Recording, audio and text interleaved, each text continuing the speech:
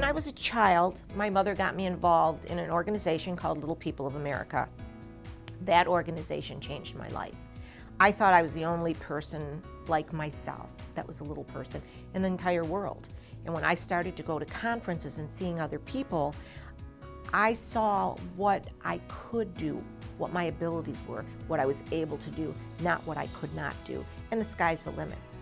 And I've strived for that, and thank God to my mom and to my dad and my family that they've supported me throughout the years and let me do anything I wanted to do. I've had the opportunity, and it's such a pleasure to serve with Delta's advisory board for people with disabilities.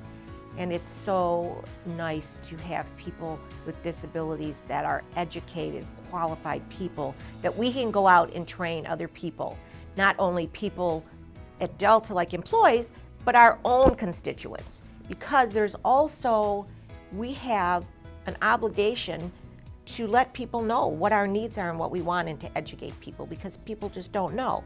Like, one of the examples that I could give you is when I travel alone a lot if I'm on business. And so when I pull up to the counter, if I pull too close to the counter, then the agent looks right over my head. Makes sense?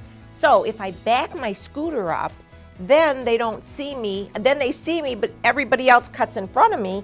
And so I, in my nice quiet voice, will usually say, "Hey, I was next." So then the agent then has my attention, and if the agent could say, or would say, and a lot of times they do say, "If you could pull around with your scooter to the side, I'll be able to assist you."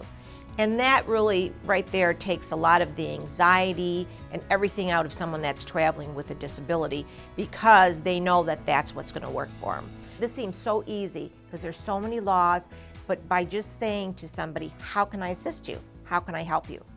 That is just really the easiest thing, because you don't have to think about, okay, now here comes somebody and she's a person of short stature and she's in a chair.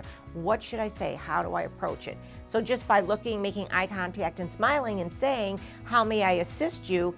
that's going to be the best. Now, a lot of people will ask me, am I offended if they bend down? And no, I am not, because my whole life is I'm constantly looking up. Do that for about 12 hours a day and you'll see how your neck feels, and not so good. So, do I mind somebody stooping down or sitting in a chair next to me? No, I actually love it. However, it depends on how the person approaches me. Instead of saying, hello, and I'll say, "My name is Lydia, how can I help you?" And, do you mind if I stoop down? Do you mind if I sit down? Which is not a problem. However, if somebody comes to me and said, "So, how are you today?" Very condescending, like I'm 4 years old. That to me is offensive.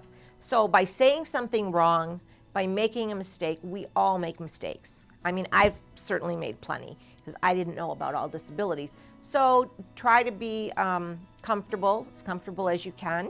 Make some eye contact, smile, and just ask the person, "How can I help you?"